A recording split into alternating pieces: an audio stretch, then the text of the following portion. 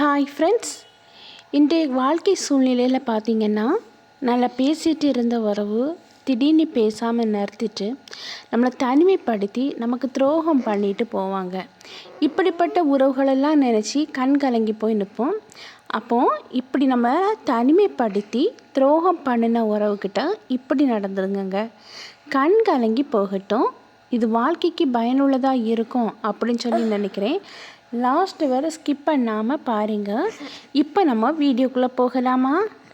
இந்த உலகத்தில் தேவைக்கு ஒருத்தங்க இல்லைன்னா இன்னொருத்தங்க அப்படின்னு சொல்லி பயன்படுத்திட்டு வாழ்கிற இந்த உலகத்தில் எது நடந்தாலும் எனக்கு நீ மட்டும் போதும் அப்படின்னு சொல்லி வாழக்கூடிய உறவுகள் வாழ்ந்துட்டு இருக்க தான் செய்யுது. ஒரு உறவு பிடிச்சிருந்துன்னா அது பொக்கிஷம் தாங்க. அது உறவாக இருக்கலாம், பொருளாக இருக்கலாம். ஆனால் அது வெறுத்துட்டுன்னு வைங்களேன், அது குப்பைக்கு சமங்க. ஒருத்தங்க உங்களை பிடிச்சி ரொம்ப அன்பாக நேசிச்சு இருக்காங்கன்னா அவங்களுக்கு நீங்கள் பொக்கிஷம். அப்படி பொக்கிஷமாக வச்சுருக்கவங்க உங்களை வெறுத்துட்டாங்கன்னு வைங்களேன், நீங்கள் அவங்க கண்ணுக்கு குப்பை மாதிரி தான் தெரிவிங்க. இங்கே வாழ்க்கையில் அடிப்பட்ட பிறகு தாங்க சிலருடைய உண்மையான முகமே தெரிய வருது. அது என்ன முகம்னா துரோகம் அப்படின்னு சொல்லக்கூடிய முகம்தான். வாழ்க்கையில் துரோகம் பண்ணியிருப்பாங்க பாருங்க. ரொம்ப நம்பின உறவு, நீங்கள் நேசித்த உறவு உங்களுக்கு துரோகம் பண்ணியிருக்காங்கன்னு வைங்களேன். அவங்க துரோகம் பண்ணினவங்கள மன்னிக்கலாம் அப்படின்னு சொல்லி நீங்கள் நினைப்பீங்க. ஆனால் உங்களால் மன்னிக்கவும் முடியாது, மறக்கவும் முடியாது. இது ஒரு பெரிய சித்திரவதை அப்படின்னே சொல்லுவேன். துரோகம் பண்ணுறது வெளியே இருந்து யாரோ ஒருத்தங்க வந்து உங்களுக்கு துரோகம் பண்ணுறது இல்லைங்க. நீங்கள் நம்பினா, நீங்கள் ரொம்ப நேசித்தா, நீங்கள் அவங்கள உயிராக நினச்ச ஒரு உறவு தான் உங்களுக்கு துரோகங்கிற ஒரு நம்பிக்கை துரோகத்தை உங்களுக்கு தந்துட்டு போகும்.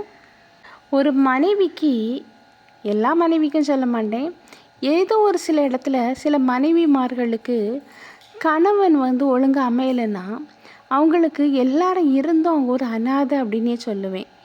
ஏன்னா புரிஞ்சிக்காத கணவன், எதுக்கெடுத்தாலும் கோவப்படுற கணவன் வந்து எதுவுமே அவங்களுக்கு செய்யாத கணவன் இருந்தும் அவங்க ஒரு அனாதை தாங்க. நிறைய இந்த காலகட்டத்தில் பார்த்திங்கன்னா கணவன் இருப்பாங்க, ஆனால் அந்த மனைவிமார்கள் அனாதை மாதிரியே ஃபீல் பண்ணிகிட்டு இருப்பாங்க. ஏன்னா அவங்க அன்பு கொடுக்கறது கிடையாது, மனைவிக்கு டைம் ஸ்பெண்ட் அவுட் பண்ணுறது கிடையாது, அவங்களுக்கு என்ன பிடிக்கும் பிடிக்காது எதுவுமே தெரிஞ்சுக்க கிடையாது. ஏதோ வாழ்கிறோம் அப்படின்றது மாதிரி வாழ்ந்துட்டு இருக்கிற ஒவ்வொரு கணவனும் இருந்தும் மனைவிமார்கள் அனாதை மாதிரி இருந்து வாழ்ந்துட்டு தான் இருக்காங்க. இது உண்மைதானே? நிறைய ஒரு குடும்பத்தில் அப்படி இருந்துட்டு தான் இருக்குது. நம்ம ஒருத்தங்களுக்கு பாரமாக இருக்கிறத விட கொஞ்சம் தூரமாக இருக்கிறதே ரொம்ப ரொம்ப நல்லது அப்படின்னு சொல்லுவேன். ஏன்னா நம்ம வந்து நம்மளை புரிஞ்சிக்காத இல்லைன்னா நம்மளை அவாய்ட் பண்ணிட்டு போகக்கூடிய உறவு முறைகள்னாலும் சரி, ஏதோ ஒருத்தங்க தெரிஞ்சவங்களாக இருக்கலாம், அவங்ககிட்டலாம் போய் நம்ம கெஞ்சிட்டு இருப்போம். அது அவங்களுக்கு இரிட்டேட்டாக இருக்கும், பாரமாக இருக்கும்.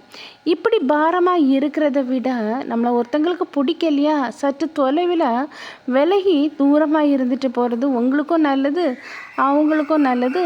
நம்ம தன்மானம் காப்பாற்றப்படுவாங்க. அவங்க முன்ன சில மனிதர்கள் வந்து எப்போவுமே சிரிச்சிட்டு இருப்பாங்க, நீங்கள் கவனித்து பார்த்தீங்கன்னா தெரியும். ஆனால் அவங்க சில டைம் வந்து தனிமையில் அழுதுட்டு இருப்பாங்க. இது எதனால் அப்படின்னு சொல்லி பார்த்தீங்கன்னா, அடுத்தவங்க செய்த நம்பிக்கை துரோகத்தினால மனம் நொந்து அடுத்தவங்ககிட்டையும் போய் சொல்ல முடியாமல் மனசுக்குள்ளே விம்மி விம்மி அழுதுட்டு இருக்கிற கூட்டங்கள் இருந்துட்டு தான் இருக்குது. இதை எதனால் சொல்கிறேன் அப்படின்னா, ஒருத்தங்களை நீங்கள் நம்பினீங்கன்னா கண்மூடித்தனமாக நம்பாதீங்க. ஏன்னா அவங்கள நீங்கள் ரொம்ப கண்மூடித்தனமாக நம்பின பிறகு அவங்க உங்களுக்கு துரோகம் பண்ணுறது உங்களுக்கு தெரிய வரும்போது உங்கள் மனசு ரொம்ப காயப்படும், கவலைக்கு உள்ளாக போகும். அதனால் யாராலும் முதல்ல நம்புறதுக்கு முன்னாடி இவங்க நல்லவங்களா கெட்டவங்களா அப்படின்னு சொல்லி கொஞ்சம் டைம் கொடுத்து நிறுத்தி நிதானமாக யோசித்து அவங்கள நம்புங்க அப்படின்னே சொல்லுவேன். மனைவிங்கிறவா வார்த்தை இல்லைங்க, வாழ்க்கை. அந்த மனைவி இல்லாமல் ஒரு நாள் ராத்திரி நீங்கள் தூங்கி பாருங்க. அவள் இல்லாத வலி என்ன அப்படின்னு சொல்லி உங்களுக்கு தெரிய வரும்.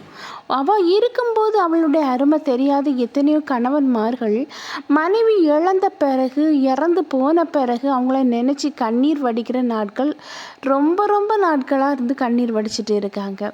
ஒரு மனைவி உயிரோடு இருக்கும்போதே அவளுடைய உணர்வுகளுக்கு மதிப்பு கொடுங்க அப்படின்னே சொல்லுவேன். ஒரு பொருள் தன்னுடைய கையில் இருக்கும்போது அதுக்கு அருமை தெரிகிறது இல்லைங்க.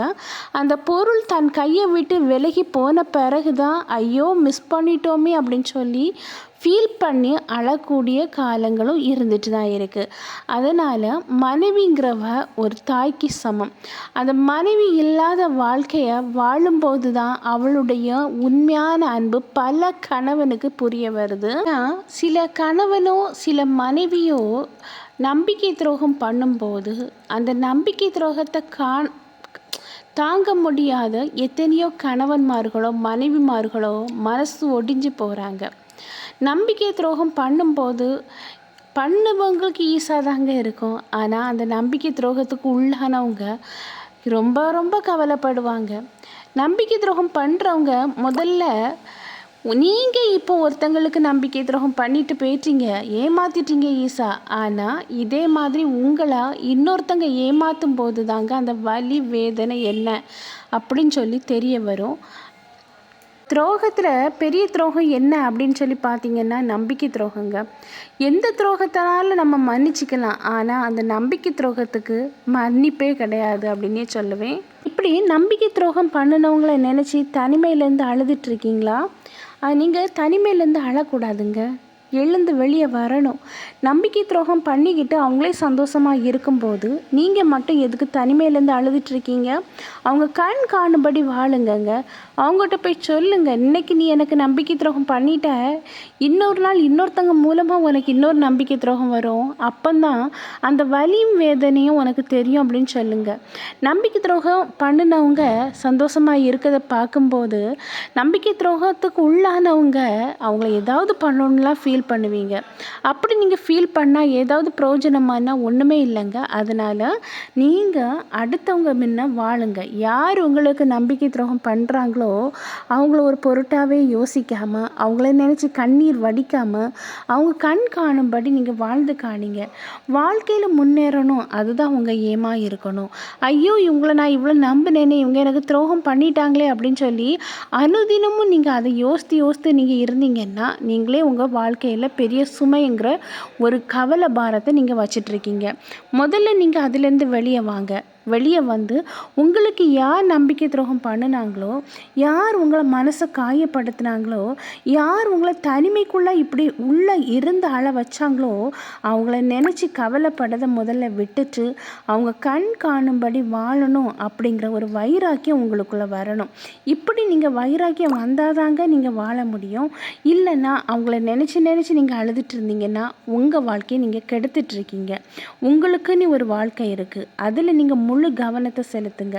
வாழ்க்கையில் முன்னேறணும் அப்படிங்கிற ஒரு எய்மில் வாங்க.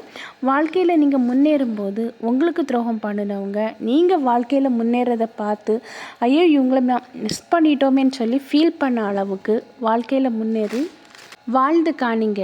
இப்படி துரோகம் பண்ணினவங்க முன்ன நீங்கள் இல்லைனாலும் நான் தனிமையில் வாழவேன் அப்படிங்கிற ஒரு வைராக்கியம், ஒரு திமிரு உங்களுக்குள்ளே வரும்போது கண்டிப்பாக உங்கள் வாழ்க்கை ரொம்பவே நல்லா இருக்கும். அவங்க கண் காணும்படி நீங்கள் தனிமையில் அவங்கள விட உயர்ந்த நிலைமையில் நீங்கள் வாழும்போதே அவங்களுக்கு அதுவே சிறந்த பதிலடியாக இருக்கும். இன்றைக்கி உங்களுக்கு துரோகம் பண்ணவங்க பிற்காலத்தில் இன்னொருத்தங்க மூலமாக துரோகத்துக்கு உள்ளாக்கப்பட்டு கண் கலங்குகிற நாட்களும் வெகு சீக்கிரமாக அவங்க கண் காணும்படியே நடக்கலாம். ஏன்னா காலம் பொல்லாததுங்க. அவங்க எது விதைக்கிறாங்களோ அது கண்டிப்பாக அவங்க வாழ்க்கையில் நடந்தாகும். ஓகே ஃப்ரெண்ட்ஸ், இந்த வீடியோ உங்களுக்கு பயனுள்ளதாக இருக்கும் அப்படின்னு சொல்லி நினைக்கிறேன். நான் உங்களை நெக்ஸ்ட் வீடியோவில் மீட் பண்ணுறேன். அதுவரை பை, see you. இந்த வீடியோ பிடிச்சிருந்துன்னா லைக் பண்ணுங்கள், ஷேர் பண்ணுங்கள், சப்ஸ்கிரைப் பண்ணுங்கள், பக்கத்தில் இருக்கிற ஆல்ங்கிற பட்டனை கிளிக் பண்ணிக்கிங்க. அப்போ தான் நான் போடக்கூடிய வீடியோ உடனுக்குடன் அப்லோட் ஆகும். நான் உங்களை நெக்ஸ்ட் வீடியோவில் மீட் பண்ணுறேன். அதுவரை பை.